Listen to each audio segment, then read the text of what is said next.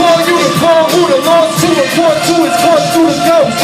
Yes, be like Moses, extraordinary, fine, perfect. Perfect is what I'm not. If it's just I'm being molded, and I can't stop now. I fail through 1 Kings 19. That's every child in the town about. These girls, you love them, and I go plan for your life before the earthquake. Or your parents gonna get laid. He's calling the unsaved, ashamed, the enslaved, the rejected, the disrespected, the weak and wretched, the prostitute, the backslidden, the harlot, and the afflicted. Time is precious, so he who has an ear, let him hear. Calling, calling, calling. Yeah, yo, can you hear him calling? Get your hands up, get your hands up, get your hands up. Yo, can you hear him calling? Get your hands up, get your hands up, get your hands up. Yo, can you hear him calling? Let's go. Yeah. As for me, I'm dead, not a dirty, bloody, filthy, gory death. In my sin, in my flesh, but my spirit resurrects. So I operate in power, lifted in my zone. We the soldiers in the valley, the army of dry bones. The poor and neglected, weak and rejected, low and afflicted. Became the Lord's elected. The sons are protection, the word is our weapon. Strong to repent. Yo, we coming to death relentless. No devil gonna stop me now. I'm a man on fire, like Denzel taking ground. Every step I take, I get closer. Odds on you, move with me or get run over. It's fire in my bones like stopping with the heart of a prophet, destroying logic. I won't end up in trouble because things fall hard, but he fall harder. We taking this back for our sons. Now get your hands up, get your hands up, get your hands up. Now get your hands up, get your hands up, get your hands up, get your hands up. Now get your hands calling. Let's go, let's go. Now can you hear him calling? Hallelujah. Now can you hear him calling?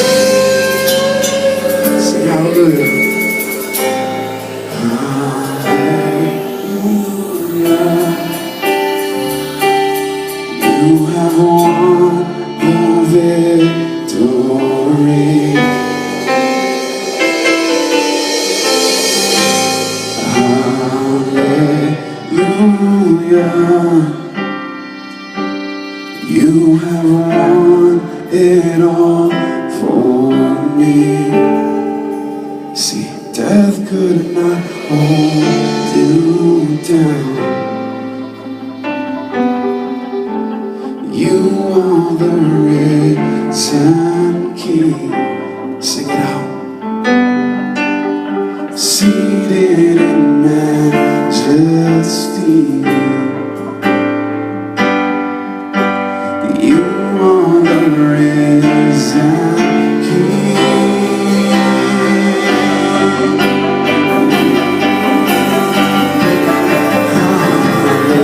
Hallelujah. You have won the victory.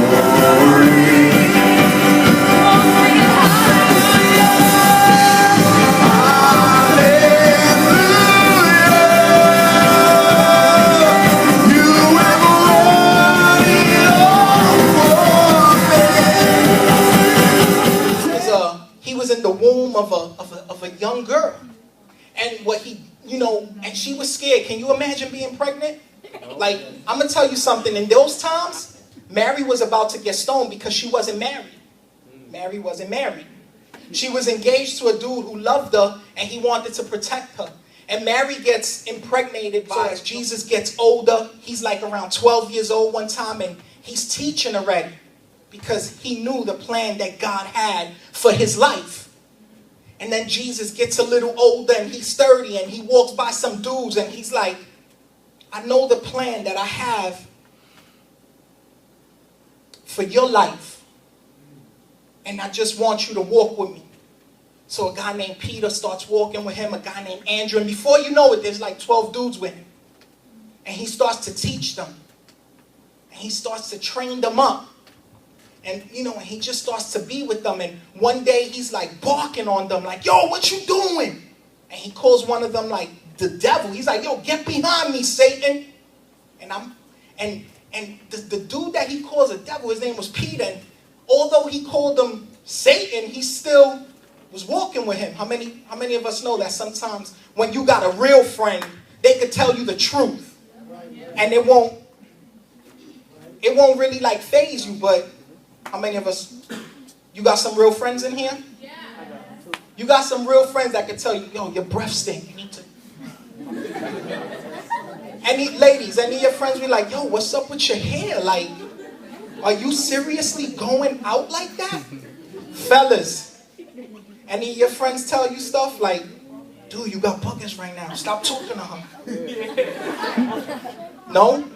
So you keep it real with one another, right? So Jesus goes on to live this life and he's training these men and, you know, he's mentoring them and he's just chilling with them and he's teaching them. So Jesus is God in flesh. Amen. Does everybody know that? Yep. Yeah. You know that now. Jesus is God in flesh. What does that mean? I said 15 minutes, so I'm going to try to do this quick. Because every week, I'm going to give you more and more. Is that cool? Yeah. Because you're going to keep coming every week, right? Yeah. And you're going to bring friends. Cool. So, and I'm going to start, and as of next week, I just want to throw a commercial out there. The title of the message is going to be Born This Way. And I might do something unchurchy, like throw Lady Gaga's song up in here. But don't tell the church folk. The church folk get real tight with that type of stuff. All right? But anyways, so where was I, Yolanda? I lost myself. Okay, so Jesus is God in flesh, right? So Jesus is walking around. He's doing some... Yo, can you imagine Jesus? Like, I would have been hyped to you. You are already clean because of the word. Are you going to choose today to live holy before God? That doesn't mean that you don't mess up. And let me tell you something. I'm the last one that should be like, oh, you're not ready. You're not good. You don't look sparkling clean. Jesus says, come as you are. But you ain't going to stay that way. I just want everybody to stand to their feet.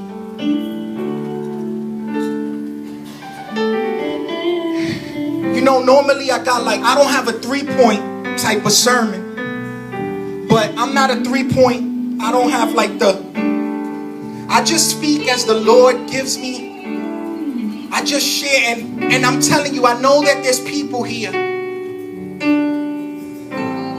You know, I'm gonna keep it 100 with you. I'm gonna keep it real with you today. Some of you here, God just saved you from something. I remember this one time, I used to go clubbing a lot. I was a man child. I met a guy named Ken Bowlby. He's my senior pastor. I was 25 years old. I was still a man child. And what that is I had this like crazy mindset. It was like, I just was like into like brand new cars and just, I'ma live in the hood. I'ma have a big chain and all that, you know, and that was my mentality. But I'm gonna tell you how real God is. I lived in that. It was me. I was hood. I was that dude. I was always angry. I was always depressed. I was always fighting. I was always yelling. I would walk around with this face. Because I was so hurt because I didn't have Christ in me. And I remember this one time I went to a club and, you know, and this big thing happened and this guy, he shoots my friend in front of me and it goes into here and it comes out here and it's crazy and my friend is bleeding and he's like, he's dying because his lungs fell, his kidneys fell. And I remember running with him, and I'm grabbing him, and I'm like, that's my favorite shirt. He was wearing my shirt. And man, I didn't know what to say. And I'm not even trying to be funny. But I'm holding him, and the cops come, and we go, and backtracking a little bit, the guy starts shooting at me, and I'm running. Because everybody knows once you hear a gunshot, you gone, right? You ain't even looking. Me, I was like, boom. I was so close to the guy that my ear popped. It went bing. Anybody, your ears ever pop? I was so close to him that it went bing, and I went like this. And I remember I started running with all my might because I didn't want to get shot. And I hit the corner, and everybody thought that I fell. Everybody thought, they were like, oh, Chino got shot. Chino got shot. And I didn't fall. I didn't know why. I was so intoxicated. I didn't know why. I did not know why I touched the floor. All I know is I was thinking, why am I touching the floor? But I touched the floor as I turned the corner, and I go. And little do I know, as the cops were interrogating me, because it was so weird that I didn't get shot, they thought that I set him up. Because they were like, that guy shot at you over 9 times. How did you not get shot? You must have been in it with him. And I said, no. But anyways, I didn't learn my lesson. And I kept living life. And I kept doing me because I had this mindset, this like attitude of like, yo, I'm a big dog. Ain't nobody messing with me. I'm from out here. I'm like, yo, I'm from Borinquen. This is where the big boys stop. You know, and I'm talking like that or whatever. And then one day I'm at work, and I'm driving down the West Side Highway, and planes start to hit the building. And I was supposed to be in that building. I was supposed to be on the 106th floor at 8:15 in the morning. And all of a sudden I'm like, what is going on? And that may not be your story. I'm just giving you a little bit of mine. And one day I'm just like, you know, whatever, man. I'm tired of this. And one day I go to a club again, and I got a drink in my hand. And I was always known as the dude that would love, you know, to party and stuff. And that's whack. Not everybody's a club. I know you guys. I'm just giving you my story. And one day I heard I just couldn't have fun. I didn't know why.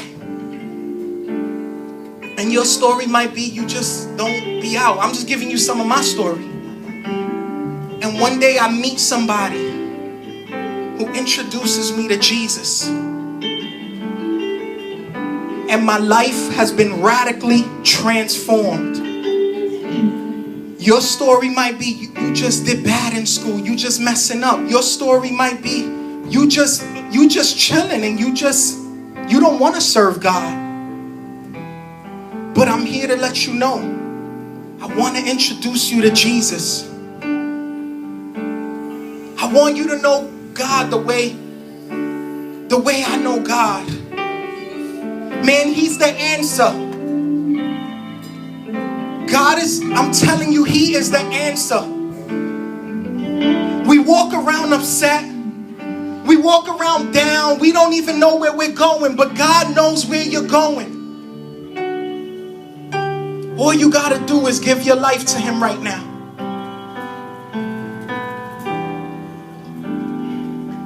If you want to give your life to Jesus tonight, maybe you've walked with the Lord. Maybe you've been a part of a church. I want you to be the church, because that's what the word says. I want you to be the church. If you want to make that decision tonight, where everybody's eyes closed, if you in this building, yo, just close your eyes for a moment. As Johnny comes up here, as Rasheen comes up here, just close your eyes right now.